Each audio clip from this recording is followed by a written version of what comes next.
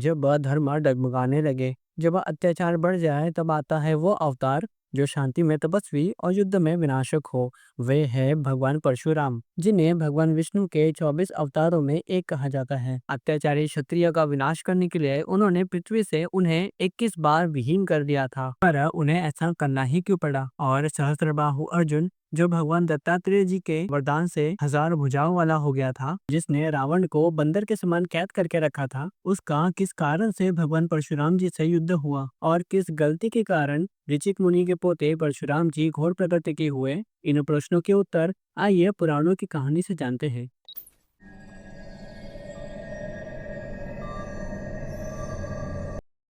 एक समय चंद्रवंश में गांधी नाम के एक राजा थे। उनकी एक सत्यवती नाम की कन्या थी। एक समय ऋचिक नाम के ऋषि ने गांधी से उनकी कन्या की याचना की, पर गांधी ने यह सोचकर कि ये तो कन्या की योग्य ही नहीं है, उनसे कहा कि हम लोग कुशिक वंश के हैं, हमारी कन्या मिलनी बहुत कठिन है, इसलिए आप 1000 ऐसे घोड़े लाकर मुझे शुल्क रूप में दीजिए, जिनका सारा शरीर तो श्वेत हो, परंतु एक एक कान श्याम वर्ण का हो। जब गांधी मुनि ने यह बात कही, तब ऋचिक मुनि उनका आशय समझ गए और वरुण देव के पास जाकर वैसे ही घोड़े ले आए तथा उन्हें देखकर सुंदरी सत्यवती से विवाह कर लिया। एक बार महर्षि ऋचिक से उनकी पत्नी और सास दोनों ने ही पुत्र प्राप्ति के लिए प्रार्थना की। महर्षि ऋचिक ने उनकी प्रार्थना स्वीकार करके उन दोनों के लिए अलग अलग मंत्रों से चरु पकाया और फिर स्नान करने के लिए चले गए।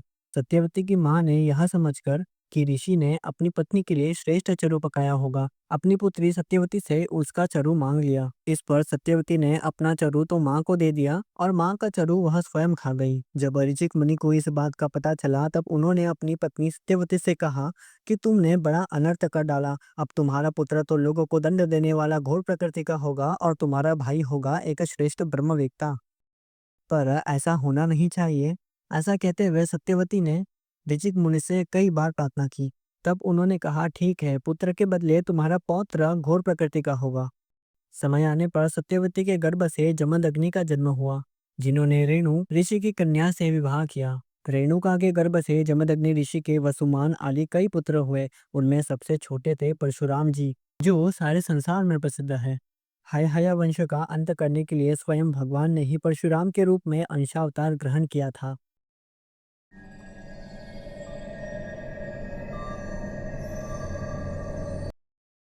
उन दिनों हय वंश का अधिपति था अर्जुन।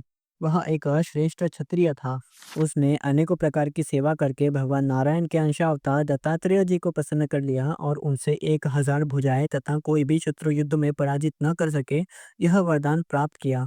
इस तरह और भी वरदानों के कारण वह योगेश्वर हो गया था। उसमें ऐसा ऐश्वर्य था कि वह सूक्ष्म से सूक्ष्म और स्थूल से स्थूल रूप धारण कर लेता। सभी सिद्धियां उसे प्राप्त थी। वह संसार में वायु की तरह सब जगह बेरोक टोक विचरा करता।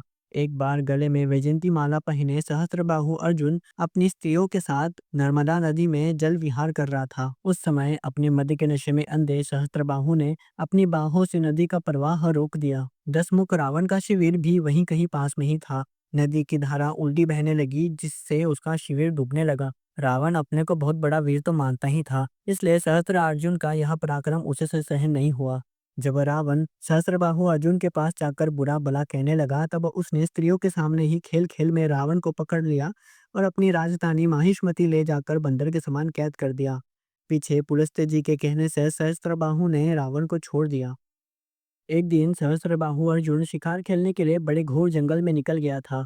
देववश वह जमदग्नि मुनि के आश्रम जा पहुंचा। उन मुनि के आश्रम में एक कामधेनु नाम की गाय थी। उसी के प्रताप से मुनि ने सेना, मंत्री और वाहनों के साथ आए हुए राजा का खूब सत्कार स्वागत किया।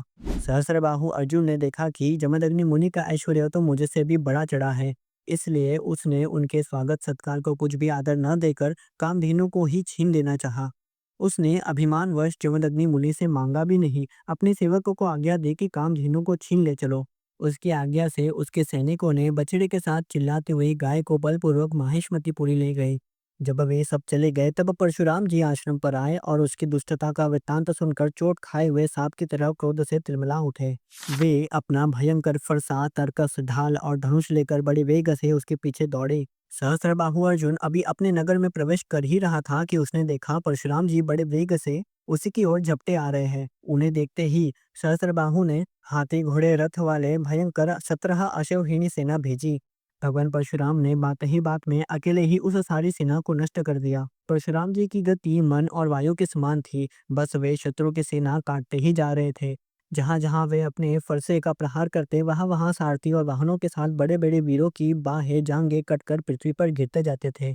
सहस्त्रबाहु अर्जुन ने देखा कि मेरी सेना के सैनिक उनके धनुष ढाल भगवान परशुराम जी के फरसे और बाणों से कट कट कर खून से लथपथ रणभूमि में गिर गए हैं। तब उसे बड़ा क्रोध आया और वह स्वयं भिड़ने के लिए आ धमका।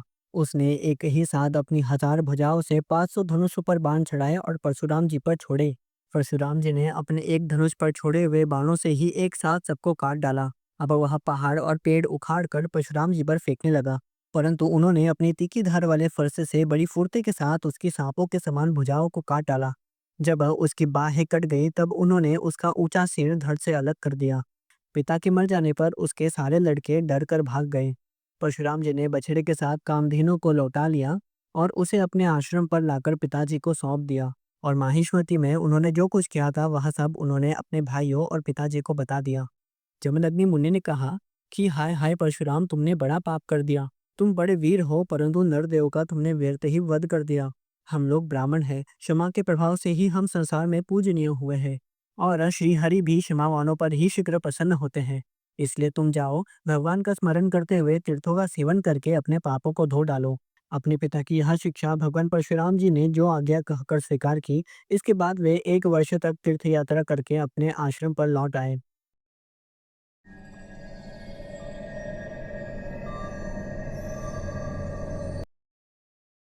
एक दिन की बात है, परशुराम जी की माता रेणुका गंगा तट पर गई हुई थी। वहां उन्होंने देखा कि गंधर्वराज चित्रारथ कमलों की माला पहने अप्सराओं के साथ विहार कर रहा है। वे जल लाने के लिए नदी के तट पर गई थी, परंतु वहां जल क्रीड़ा करते हुए गंधर्व को देखने लगी और अपने पति देव के हवन का समय हो गया था, इस बात को भूल गई।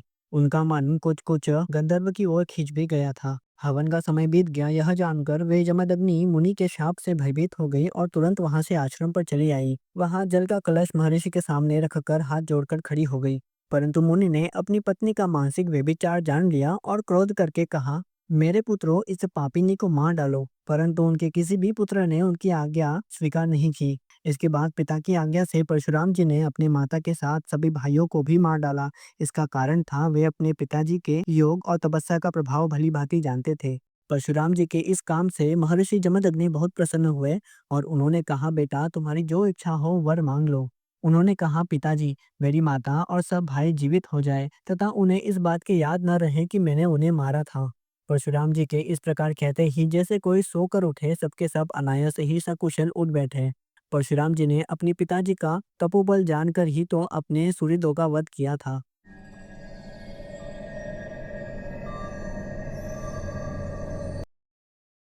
उधर सहस्त्रबाहु अर्जुन के जो लड़के परशुराम जी से हार कर भाग गए थे, उन्हें अपने पिता के वध की याद निरंतर बनी रहती थी।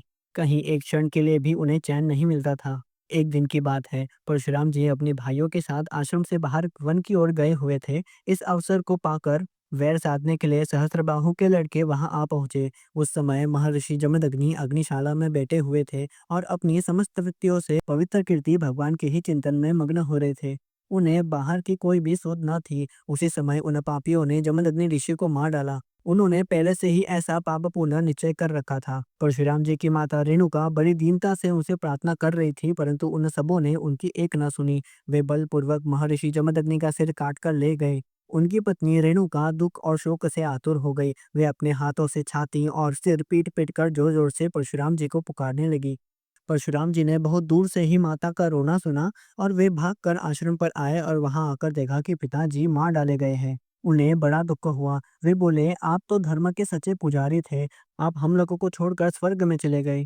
फिर उन्होंने पिता का शरीर तो भाइयों को सौंप दिया और स्वयं हाथ में फरसा उठाकर क्षत्रियों का संहार कर डालने का निश्चय किया। परशुराम जी ने महिष्मती नगरी में जाकर सहस्त्रबाहु अर्जुन के पुत्रों के सिरों से नगर के बीचों बीच एक बड़ा भारी पर्वत खड़ा कर दिया। उनके रक्त से एक बड़ी भयंकर नदी बह चली, जिसको देखकर सब क्षत्रियों के हृदय कांप उठते थे। भगवान ने देखा कि वर्तमान के सभी क्षत्रिय अत्याचारी हो गए हैं। इसलिए उन्होंने अपने पिता के वध को निमित्त बनाकर 21 बार पृथ्वी को क्षत्रियहीन कर दिया और कुरुक्षेत्र के समंत पंचक में ऐसे ऐसे 5 तालाब बना दिए जो रक्त के जल से भरे हुए थे। उन्होंने अपने पिता का सिर लाकर उनके धड़ से जोड़ दिया और यज्ञ के द्वारा भगवान का यजन किया। यज्ञ के अंत में स्नान करके वे सब पापों से मुक्त हो गए। फिर परशुराम जी से सम्मानित होकर उनके पिता सप्तऋषियों के मंडल में 7वें ऋषि हो गए। परशुराम जी भी खुद आने वाले मनवंतर में सप्तऋषियों के मंडल में रहकर वेदों का विस्तार करेंगे। वे आज भी किसी को किसी प्रकार का दंड न देते हुए शांत चित्त से महेंद्र पर्वत पर निवास करते हैं।